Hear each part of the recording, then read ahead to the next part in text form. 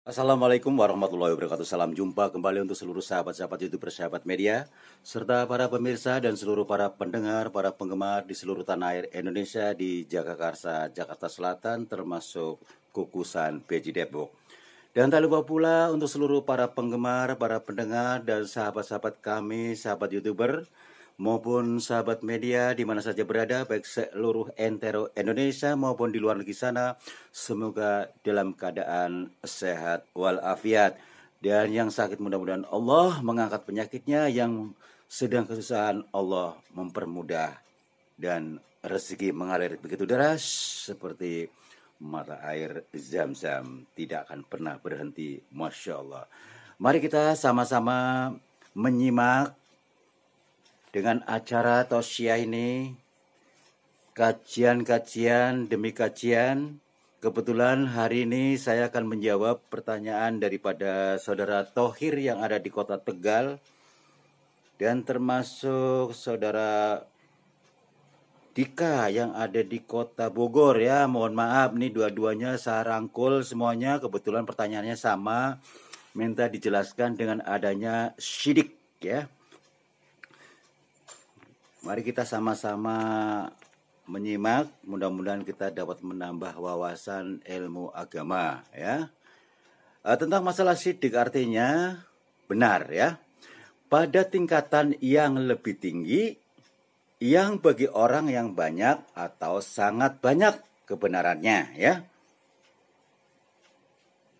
Maksudnya orang yang syirik ialah yang kehidupannya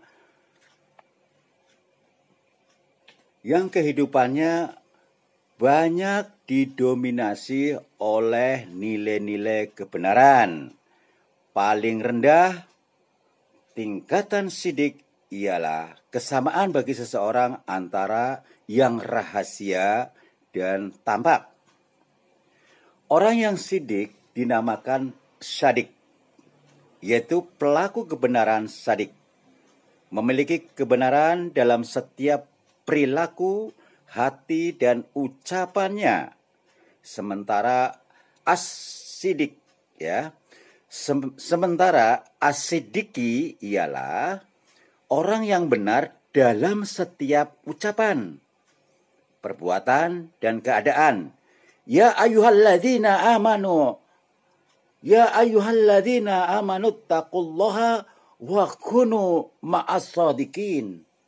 Wahai orang-orang yang beriman, bertakwalah kepada Allah dan hendaklah kamu bersama orang-orang yang benar. Ya, surat At-Taubah ayat 119. Dalam hadis Abdullah bin Mas'ud maksudnya, yang diterangkan bahwa Rasulullah SAW bersabda, la yazalul abdu yasduk wa yataharras sidq wa yatasahhara. Saya ulang kembali ya. La yazalul abdu yasduk wa yataharras sidqa hatta yuktab indallahi ta'ala sidqa.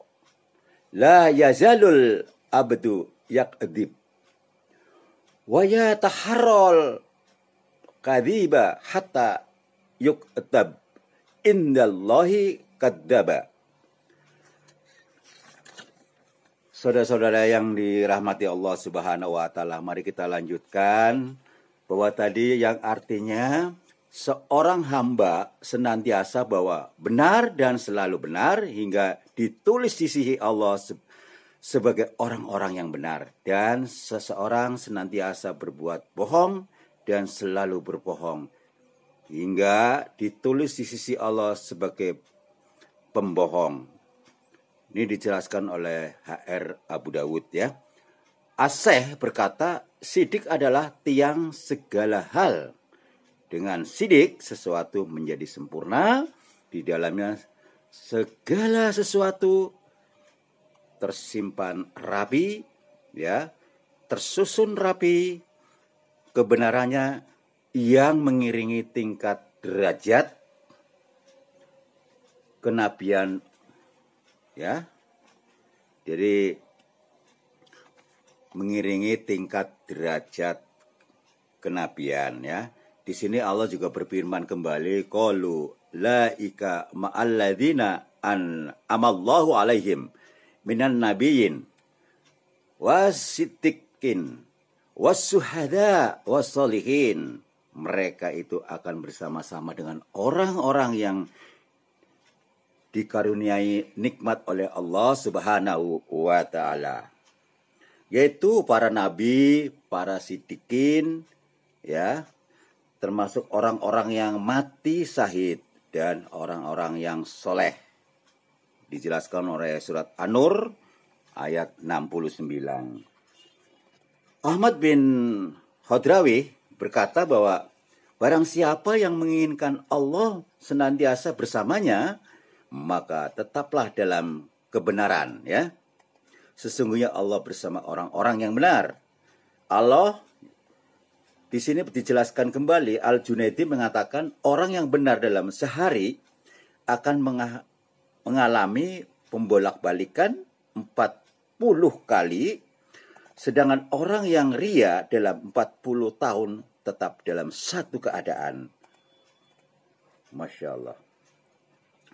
Abdul Wahid bin Said mengatakan kebenaran adalah kepunahan hak Allah dengan perbuatan. Sementara Sahal bin Abdullah juga mengatakan hamba yang mencium bau dirinya atau nafsunya atau lainnya tidak akan mencium bau kebenaran. Orang-orang yang benar adalah orang yang mempersiapkan kematiannya, ya. Dan dia tidak akan malu jika rahasia pribadinya terungkap atau diketahui oleh orang. Demikian kata Abu Sa'id Al-Quraisy. Abu Amr Sujanji adalah orang yang dikenal sidik. Ia mendapat warisan sebuah rumah dari ibunya. Setelah ibunya meninggal dunia, rumah itu dijualnya sehingga ia mendapatkan uang 50 dinar. Ia selalu berangkat haji. Ketika sampai kota Babil, ia bertemu dengan seorang lelaki ahli pengairan, ya. Lelaki yang menunggang kuda dan bertanya, "Apa yang kau bawa?" Dengan jujur ia dan benar Abu Amr menjawab, "Uang 50 dinar. Serahkan kepadaku uang itu," katanya. Abu Amr menyerahkan bungkusan uang tersebut. Lelaki ini lalu menghitungnya dan memang ditemukan uang 50 dinar. Lelaki ini tidak jadi mengambil, melainkan mengembalikan lagi kepada Abu Amr. "Ambillah uangmu ini. Kebenaranmu, kejujuranmu lebih berarti bagiku daripada uang 50 dinar, ujarnya. Lelaki ini turun dari kudanya lalu memberikan kepada Abu Amr. "Ambillah dan naiklah kendaraan ini akan mengikuti jejakmu." "Aku tidak menginginkan," ujar Abu Amr. "Harus," katanya tegas. Dan lelaki tersebut kemudian berguru kepada Abu Amr As-Sujaji, maksudnya As-Sujaji, ya benar. Dan Al-Junaid juga berpendapat bahwa ada juga hal yang tidak bisa disalahkan, yaitu orang yang benar meresahkan atau merasakan manisnya.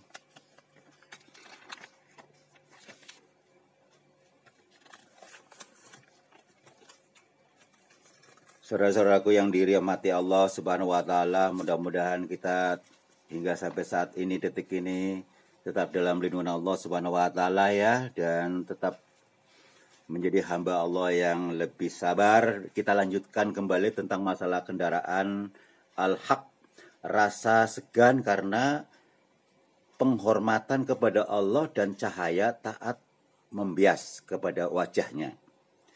Dikatakan bahwa Allah pernah mewahyukan kepada Nabi Daud alaihissalam, Wahai Daud, barang siapa yang membenarkanku dalam kerahasiaan, maka aku pasti membenarkannya di hadapan para makhluk di dalam suasana yang terang. Dikisahkan bahwa suatu ketika Ibrahim bin Dawah ya dan Ibrahim bin Satanabah ya, termasuk Al-Badiyah, Badiriyah, di sini namanya Badriyah apa Badiyah nih, Badiyah ya, hendak melakukan perjalanan menjelang berangkat. Tiba-tiba Ibnu Satanabah berkata kepada Ibrahim bin Dawah ya maksudnya, bin Dawah, buang dan lemparkan semua yang kamu bawa, yang membuatmu tergantung kepadanya. Ibrahim bin Dawah membuang semua bekal dan hendak dibawanya kecuali dinar. Namun Ibnu Satanabah berkata lagi, wahai Ibrahim, janganlah kamu menyibukkan yang tersembunyi. Barang apa saja yang ada padamu, yang membuat engkau tergantung kepadanya. Lantas Ibrahim bin Dawah pun melempar uang dinar, namun Ibnu Satanabah masih berkata, wahai Ibrahim, buang apa yang bersamamu yang membuat engkau tergantung kepadanya. Semua bekal dan uang dinar telah dibuangnya. Apakah yang diminta Ibnu Satanabah untuk membuangnya? Ibrahim berusaha mengingat-ingat barang apa kiranya yang masih terasa atau melekat pada dirinya. Lantas akhirnya Ibrahim menemukan seutas tali sandal jepit, maka seutas tali itu dibuangnya sekalian. Mereka pergi tanpa membawa apa-apa. Harapannya bahwa tergantung kepada Allah. Melihat Ibrahim, maka Ibnu Satanabah berkata, beginilah orang yang bekerja pada Allah dengan kebenaran. Zunnun al-Misri berkata, kebenaran adalah pedang Allah. Tidak ada sesuatu pun yang ditemparinya kecuali diputusnya. Demikianlah saudara-saudaraku yang dirahmati Allah Subhanahu wa taala, terutama yang bertanya yang ada di Kota Tegal, termasuk yang ada di Kota Bogor. Mudah-mudahan puas atas jawaban saya tentang masalah sidik ya. Kalau memang kurang jelas, Anda bisa bolak-balik. Perhatikan, simak video ini. Mudah-mudahan seluruh para pendengar, para penggemar, sahabat-sahabat YouTuber, sahabat media, tak lupa pula tidak akan pernah berhenti saya mendoakan Anda semuanya di mana saja Anda berada. Mudah-mudahan yang sakit diangkat penyakitnya, yang sedang mencari usaha mudah-mudahan mendapatkan usaha apa yang didapatkannya, apa yang diharapkannya mudah-mudahan berhasil ya. Dan kita semua tetap dalam kondisi baik dan selalu dalam perlindungan Allah Subhanahu wa taala. Akhirnya saya tutup dengan wassalamualaikum warahmatullahi wabarakatuh. Ihdinas siratal mustaqim.